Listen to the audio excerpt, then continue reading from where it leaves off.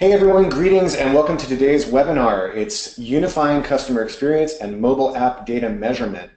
My name is Jay Hinman and I lead marketing at Neumob, and I'm going to be your host of the webinar today, talking briefly here at the beginning before we get truly underway with our presenters. So our core premise today is that the advent and dominance of mobile has really fragmented the digital journey of today's consumers, and it causes broken links, less than optimal user experiences, and really complicated data streams that are kind of hard for all of us to fix and make sense of.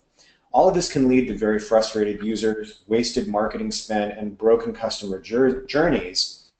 And so today, three different presenters from Branch, Neumob, and Segment are all going to take a look at different aspects of optimizing your customers' mobile app experiences with real measurement and tools that you can use right now to retain users, boost revenues, and improve your customer satisfaction. And of course, you can participate in this as well. We're going to leave plenty of time at the end of our 45 minutes or so for your questions. So you'll probably notice in your GoToWebinar software there's a questions section, and if you can, type those questions in there and please address them to the speaker from either Branch, Segment, or Neumob, or to all three of us. So the agenda today is pretty straightforward. We're going to cover how to unify customer data, customer experience, and then both in unique and interesting ways, we hope, that will contribute to your mobile app business, and it will result in a much better experience for your app's customers. A reminder as well today that this webinar is being recorded, so you'll definitely have a chance to view the content that you're seeing today later as well. With that in mind, here are our three speakers today. We're going to start with JJ Wen, who is a product marketing manager at Segment. JJ is going to talk through better ways to use customer data to both help them and to help your app business. She'll be followed by Mada Sekete, co-founder of Branch, and she's going to take you through an overview of how to unify the customer experience on mobile through the use of deep linking, which is frankly one of the greatest inventions of the mobile era as far as I'm concerned. And finally, I'm going to return with a look at accelerating your mobile app through an SDK and how to build a business case inside your organization to help justify how and why this will make a big difference in improving some of your core KPIs that you use to run your app business. So I'm going to turn things over now to JJ from Segment, and with that, I will share her screen and we'll get going there. Alrighty. And let's see, sorry, I'm just going to get in present mode here. Okay. Thanks so much, Jay. Hi, everyone. I'm JJ from Segment. Today I'm going to be talking to you about collecting customer data in a way that sets you up to be able to unify the customer experience across platforms. So first, let's talk about a couple of trends that are having a major impact on today's companies. Over the past several years, we've witnessed an explosion of connected channels from web to email, mobile web, apps, OTT devices, consoles, social media, you name it. Before, companies just had to optimize one or two of these channels, in-store and call centers, for instance. Now they have dozens to worry about. One thing that hasn't changed is that the most successful companies like Amazon, Facebook, and Netflix, they provide an amazing customer experience. But with all these new channels, it's become more difficult than ever to do this across customer interactions.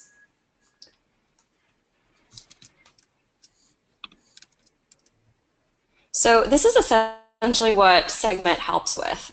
And I want to just give a single slide overview here for folks who are unfamiliar with what our platform does. So we're essentially a customer data platform. First, we enable you to easily collect customer data from wherever it's generated through a broad range of APIs. So we have JavaScript libraries and native app SDKs for web and mobile, like our iOS and Android libraries, or from your servers.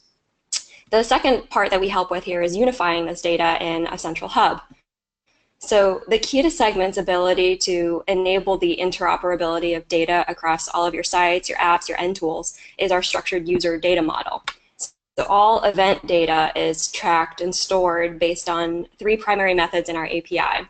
That's identify, track, and page.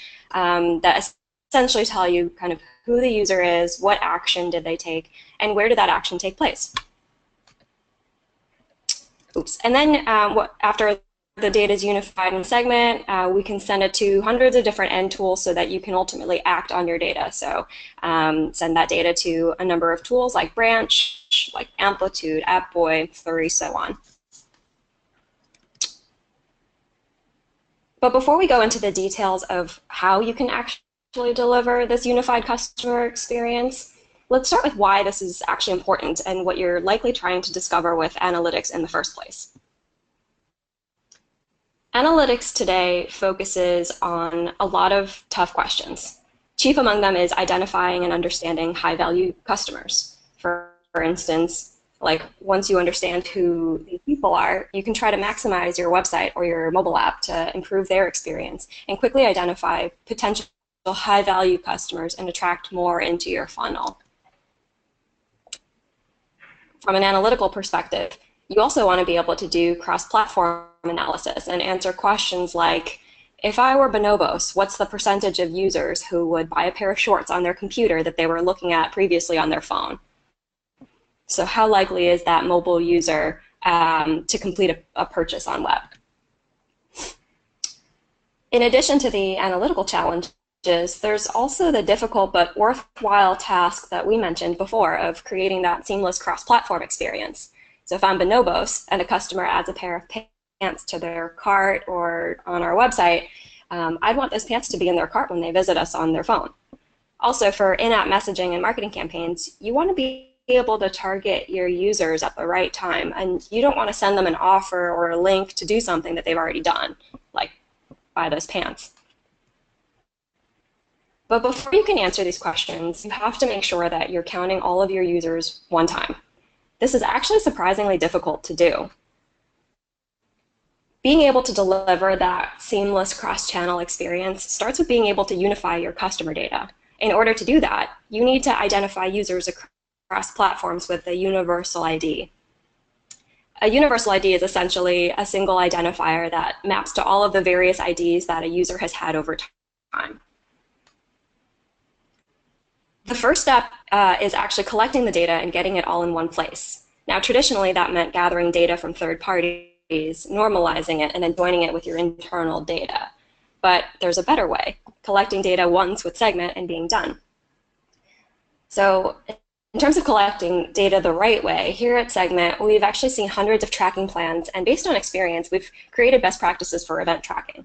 When I say tracking plan, what I really mean is docs or a wiki or a glossary, maybe it's an Excel spreadsheet of all the events that you're trying to track so that everyone in your organization is on the same page and you know what you're tracking.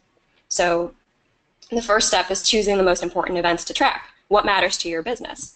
The second step is creating a naming convention. So an example of this could be if viewed product as an event is very important to your business, you want to make sure that everyone in the org is tracking or setting up that viewed product event in a consistent way. That viewed product is viewed product is viewed product across browser, web, or browser, mobile, and your server-side apps or your internal apps. And then the third step here is implementing that consistent naming across all of those devices. So choosing the most important events for your business, like let's say e-commerce would be viewed product, added to cart, completed order. These are key events in your user life cycle, and you want to start there. So in terms of tracking, here are two calls from different segment libraries that are essentially accomplishing the same thing, identifying a user with, in this case, an email address. You could also do this with a username, for instance. This makes your event tracking and naming consistent across platforms. So this here is an example of an identify call for using Analytics.js, which is our browser or JavaScript library, and our iOS SDK. So additional traits, in addition to name and email, that you could pass are role or company name, for instance. It's about your business case, and we provide essentially the minimum and let you customize it however you want. In this hypothetical use case, a user has given us their email address. For instance, through a use case that we have internally here at Segment is whenever we do a marketing campaign and we have gated content, we ask for that email address. And so this would be a use case for identifying a user who has provided that email address. Now, in terms of identifying identifying users, the idea here is you would likely have this, this universal ID that we mentioned before in your user's database potentially. So it's a matter of assigning this ID to your users at the point that they become known to you. So what I mean by that is at, for instance, at sign up or at login or at, you know, submitting their email address. Like these are points at which you get information from the user that allows you to assign them a universal ID. With Segment's identify call, once a user logs in, you can assign the ID to them, and then when they log in on mobile, for instance, you have what you need to stitch together their mobile device ID with their universal ID. So that's how those two IDs basically get assigned to that universal ID. And here's an example. Sorry to kind of throw this code at you, but this is essentially what it looks like from those calls. That Analytics.js, the library, and iOS, the iOS SDK are essentially collecting the same, more or less the same information with slight nuances. Like the iOS SDK is collecting context data like the app, the device, the network, versus like Analytics.js, it's tracking, say, the browser type. But they're very similar, and we include the same data on every call, and as well as some additional things like the message ID or the timestamp and that kind of thing. So then once you've collected the data is then unified in Segment, and basically you are able to then act on that complete consistent set of data in your downstream tools. Sorry, the animations here are looking a little funky, but you get the idea. So now I'll hand it over to Mada from Branch to talk about exactly how you can unify that customer experience using all of this data.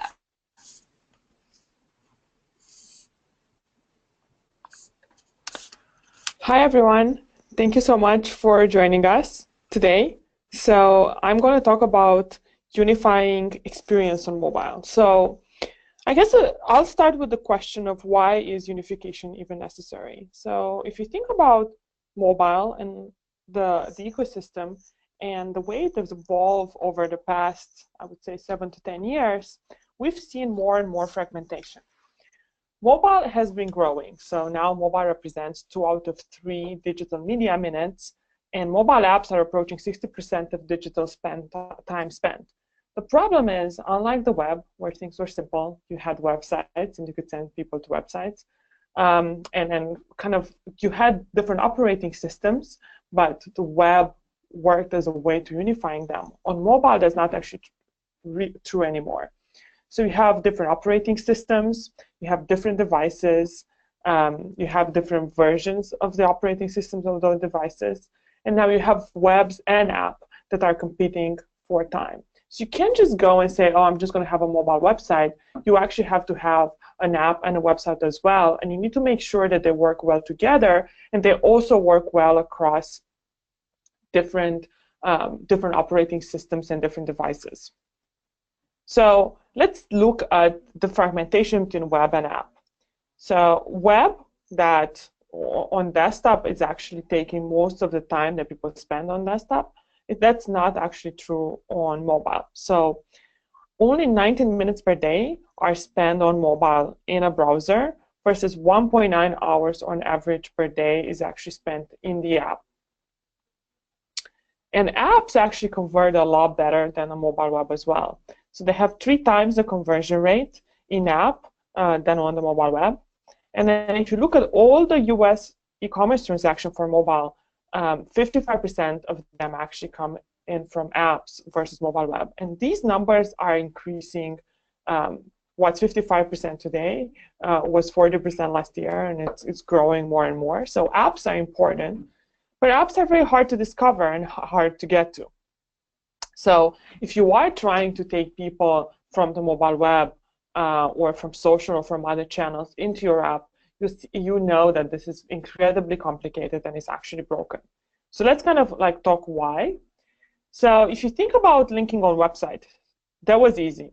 You could take people to your website from Facebook, from Google, from email, from your blog, and the link you could append UTM parameters, so you knew exactly where someone was coming from, you could know what they were looking for, so you could pass data, context, and attribution into your website. So you understood where your users were coming from, you understood what they were looking for, so you could customize the experience and give them a good experience on your website. Unfortunately, with the introduction of apps, it actually changed that. So you can't send the same things that you could send very easily with a website are incredibly hard to send into an app. So the App Store, especially if someone doesn't have the app already installed, acts as a barrier. So you can't send the same data. You can't send context, or even attribution is very hard. And all those things require additional tools for you to use. And sending these is not unified across, iOS and Android, so you have to do it differently on each of those platforms. It also is different if the user has the app installed, some of these things are easier, but much harder if the user doesn't have the app installed, and you have to take them to the App Store. So what does this user experience mean? What does broken user experience mean for you as an app owner or a marketer? It means that you're leaving revenue on the table and you're losing engagement of your users. So I'll give you a really quick example, and it's a very big one. I think if we talk to mobile app developers, and when I go and moderate panels, I always ask, what's one of the biggest channels that drive users to your app? And consistently, from small to large apps, people say that actually email is one of the best ways to bring people to the app. So 70% of emails today get opened on mobile, and 20 to 40% of those mobile users who click on those emails actually have the app installed of the brand that's sending them the email.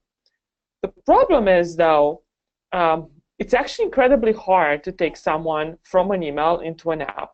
So emails still send consumers to the mobile website. So I'll give you an example here. And this is a customer that we've worked with, but this was the flow before we worked with them. So Instacart was sending emails to the users, and whether the user had the app or not, they had no way of telling, and they were taking everyone to the mobile website to the same promotion that they would see in the email. So the broken email to app experience is causing brands to miss a lot of money, 70% in top-line revenue for 1 million emails. And the reason is, if you think about, you're sending, someone's clicking on an email, and you have the choice to take them into the app or on the mobile website. If you take them to the mobile website, their engagement and your ability to convert will be much lower. So if you take them to the app instead, you can double your conversion and your ability to actually make revenue from them. So that's the reason you are leaving money on the table. You're also missing out, even if your app is not an e-commerce app, you're missing out on engaging consumers in your app. So because engagement on the mobile web is lower, taking them to the app can actually give you better engagement as well. So I kind of a plug to branch. What we do is solve mobile linking. So we create links that enable you to take users to the app or the mobile web, depending on the experience and what you're trying to get from them. So you could, for example, in certain cases, send them an email or put a link on social media, and you could choose that for that specific link you want. If the user have the app, you open it, but if they don't, you take them to the App Store, then they install the app, and then you take them to the same content. Or you could say, oh, if they don't have the app, I want to take them to the mobile web and then show them a banner or interstitials that get them to get the app later on. So we basically think of us as a routing function. You choose where your users go to depending on what platform they're on, if they have the app or not, and we make links that work actually on every channel. So it can be email, social. It doesn't matter how that link is shared. We make sure that ultimately the user gets the right experience on mobile. So our platform helps you create branded links that cover all the edge cases. We do deep linking, and we also do attribution of those links. So we help you understand how users are coming from mobile web or app, and how they're engaging with your brand across different platforms and channels. So here's some examples of how some brands have unified kind of this experience and really increasing both their conversion and revenue. So Instacart is one. I was just giving you the broken experience earlier, but this is how they fixed it. When you get an email from Instacart with groceries that they believe that you will need, the email is actually taking you directly and open the app to the specific grocery item that you got in the email, and then the order gets completed. So it's really simplifying the user experience. And if the user doesn't have the app, from the email, it takes you to instacart.com with a banner that we power that asks them to get the app. Then you get the app, and then the first thing you see in the app is actually the same item that you saw before. So that had great results for them. So with the results were actually 30% of the clicks were sending people to the app now, which is a lot higher than before when it was 0.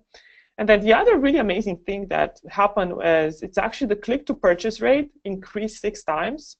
So when people were clicking on the emails and were taken to the mobile web, the click-to-purchase rate was 1%, and once taking them into the app has actually resulted in a 6% click-to-purchase rate from email. Another cool example is with Tradesy. So we wrote an article with them in Internet Retailer, and what they saw is it's not just that the conversion increases, but actually the average order size and order value increases as well. So if you take people into the app instead of the mobile web, they're more likely to browse because the experience is better and get more items. So with Tradesy, the average order value increased by 24% by taking people into the app.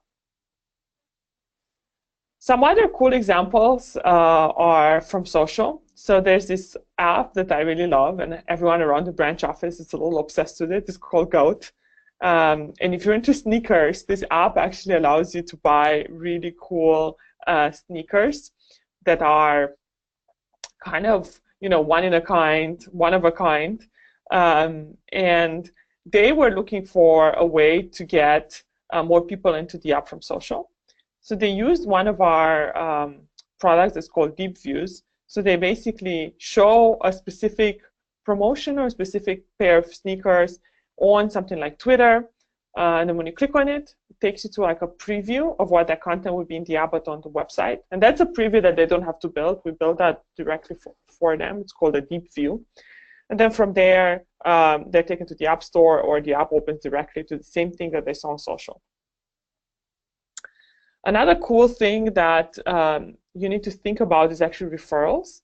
So when people refer something from an app or the mobile web, you need to make sure you give them the right experience. And the best way to do that is to not ask them to enter codes, but apply code seamlessly.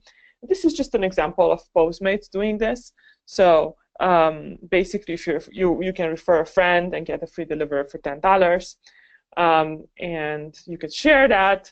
And as soon as your friend kind of sees that, they're taken to the app, they install it, and then they get the $10 credits, and you get the $10 credit directly applied without needing a code. So you make sure that the link always applies the code regardless of where the user is clicking. I might be sharing from my iOS app, and my friend might be clicking on an Android app, but I still want to get the $10, although we're on different platforms. So unifying kind of this invite and sharing experience is also something that's very important, helping you grow viral traffic. And then lastly, paid is also a channel that you need to make sure you're giving people a good experience. Obviously with paid, you can target the platform directly, but you need to make sure that when you are showing ads, and this is an example of how Jet was doing this, when you are showing ads to specific pieces of content, you shouldn't take people to, like the regular homepage of your app. So apps convert better, so taking people from paid ads into the app makes sense. And you need to also make sure that you take them to the same thing that they were seeing in the ad. So there's nothing more annoying than when I see a dress on Facebook and I click and I want to get the dress, and then I'm taken to like a homepage of that store and I can't find the dress anymore. Or I'm taken to the app and I don't find the dress. So it's important that you keep that experience seamless and unified. Same with sharing, and this is an example of the Airbnb. If you share something from Airbnb with a friend and they come from it, most people do have the app. So it's important that when the app opens from sharing from email or however they choose to share, you take them to the same thing that their friend was trying to share instead of the homepage of your app. And lastly, as you think about this unified experience across web and app and across the different platforms, it's important that you have a unified analytics platform, so you understand how users are clicking, and not just, you can't look at your iOS app in a silo, or your Android app in a silo, or your website in a silo. You need to kind of unify all that measurement into one platform, and we help do that on Branch, but we also work with other companies like Segment, Amplitude, and others. So however you get that data, we make sure that we power that. And my advice to you is to make sure that however you look at your data, you don't just look at things in silos and you look at everything unified. So the takeaway is consumers expect a seamless cross-channel mobile experience. They don't think of app versus web versus even watch or other platforms separately. They expect to click a link. They expect and see something seamless to get what the link was promised. So make sure that you work through that and get them what they want. Cool. That's it. I'll go back to Jay. All right, thank you very much, Mata. That was a great presentation. Thanks to both of you. So yeah, this is Jay from Neumob again, and I am back to talk about actually unifying the front-end experience that we've just been talking about with your back-end experience, and really how your organization can use data about your app's performance, which is a huge factor in customer experience, and now make it a big component in your overall business KPIs. So we'll briefly go over 3 steps to help you build an internal business case for mobile app acceleration, something that can be accomplished through very easy integration with simple 2-line SDK. I think first it's very important to review what we usually talk about when we talk about app revenues and app retention. Focus for retention is typically, and I believe rightfully, placed on the app's front end, the stuff that's actually visible to users, which is everything on the screen itself, right? So this can be endlessly tweaked and optimized. Product designers, managers, marketers, they're constantly asking themselves, how do I make my app more exciting, more sticky, more personal, and relevant enough to earn a place on millions of smartphones, right? So they use very effective tools like push notifications and A/B testing and UI personalization and in-app communication tools and lots of other great services, including ones that we've just heard about, that are absolutely essential to any revenue growth and retention plan. But these same app owners and product managers are often ignoring their app's plumbing with all of the attention on these front-end tools. And this focus on the app's fashion, as opposed to its function, can come with a real app performance cost. And that cost is slow speeds, slow load times, app errors, crashes, and timeouts. All of these are symptoms of not focusing here, and they're really each quite deadly in their way. It truly calls for a focus on what's hurting app performance, and often that is the proliferation of third-party calls that are built into an app. The third-party API calls like content feeds, or ad networks, or images, or SDKs, or all the things that are being delivered to your app. All these calls can have a major impact on app performance.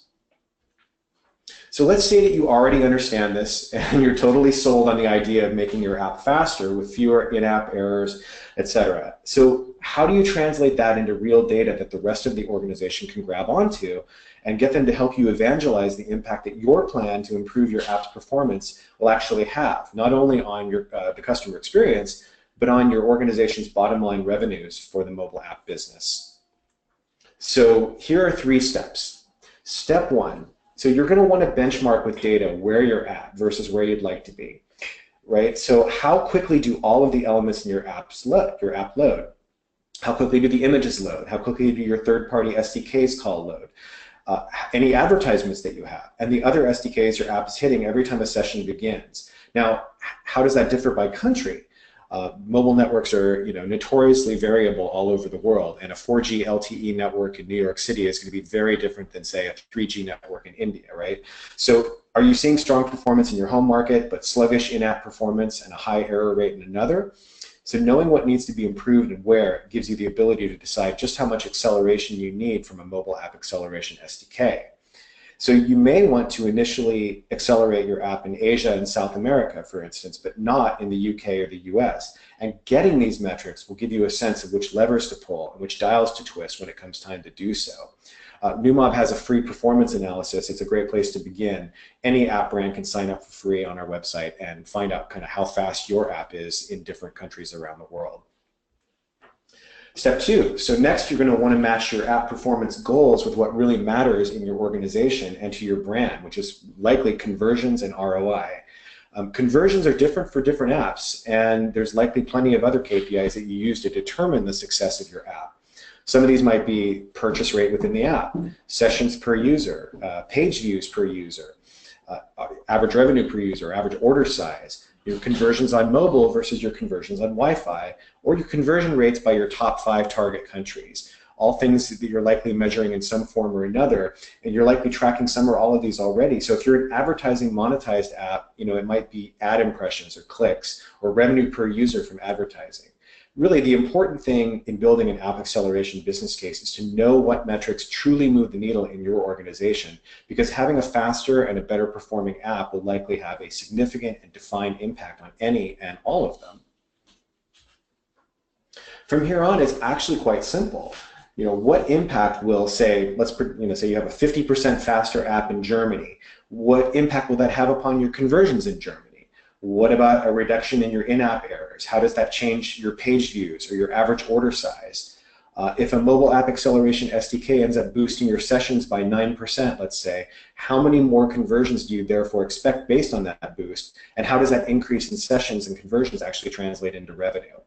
So we can work with you with relevant information from our customers and case studies that match your business objectives. We'll clearly show you the impact that mobile app acceleration and improved app performance has on your app's overall success in the market or your chosen markets once we've taken a look at your current performance with you. And we have a good sense of kind of how you measure success and which countries really matter for your business. So let me share with you some examples from our 2 years of working with mobile apps around the world. First, by way of background, Localytics did a recent study that showed a direct connection between app sessions and app retention. I thought this was really useful information. So 22% of app downloads result in only one use of the app ever, which is heartbreaking, but 39% of them come back for 11 or more sessions. Those users who use your app 5 times during that first month are 50% more likely to be a customer several months down the line than those who only use it twice. So just a big difference just in whether you use it twice or 5 times. So for us at Neumob, we had a really great recent case study with a leading real-time news app. When they integrated our app acceleration SDK, their app load time went down by an average of 80% and faster than that, even faster than that in some markets. And their error rate dropped from a global average of 5% to 1%. And the best news of all is that this directly led to a 9% increase in app sessions. And as we know, more time in the app means a much greater likelihood to keep it month after month and also to convert within it. A different app, a Tier 1 app that's focused on travel bookings, saw strong increases in speed across multiple countries. And as you can see here, the app was 103% faster in Germany with the Neumob SDK turned on than with it turned off, and 82% faster in India with it turned on versus with it turned off. And so what does this mean? So for a travel or commerce app in particular, these gains really have some real business KPI impacts that you can use to build your app acceleration case. So a faster time to checkout or to book travel, for instance, means that there's less time to be distracted by something else on the phone and abandon the shopping cart. And faster app speed means overall stronger app brand loyalty and an increased desire to use the app to book travel or buy something next time. An easier and faster path to checkout means more windows for increased page views and potentially added transactions if you had friction before from a slow or error-filled app if those are removed. And finally, this just leads to better App Store reviews, which leads to more people kind of browsing and saying, oh, I'm going to download that. It leads to more app downloads and higher revenues. Finally, we're now working with a top travel app. Their #1 metric is purchases from within the app, as many are. And so by accelerating their app, they found a direct and very significant linkage to in-app conversions through having that faster app, as they were able to measure the app both with it accelerated and not accelerated. So when it was accelerated, they saw a 4.6% increase in conversions within the United States and an 11% increase in the rest of the world. So imagine just getting an instant boost like that in your app business, just by making it faster with a simple SDK. This customer's experience, their customer's experience was also enhanced when their error rate dropped below 1% in key markets, which meant that the images and all the other content in the app loaded 99 out of 100 times completely, or less than that, or I'm sorry, better than that, over 99 out of 100 times. And their customers weren't subject to very annoying timeouts and slowdowns that have a major impact on the customer experience. So that concludes my portion. We'll go over into questions. So if you'd like to learn more about kind of what we do, who we are, come check out our website, neumob.com, or follow us on Twitter via the handle @neumob. And then just some key takeaways from each company that spoke today, Segment, Branch, and Neumob. Number one is have a universal ID. Use one to understand your user's journey across all platforms. Obviously, a consistent linking experience is the key to higher ROI on mobile. And then make sure you're measuring mobile app network performance wherever your customers are using your app, and connect what you uncover to your brand's broader business goals and KPIs. So with that, let's move over to your questions. I'm going to go over to those now and see what questions you've been asking while we've been talking. Let's see. So we have a question. It's for JJ.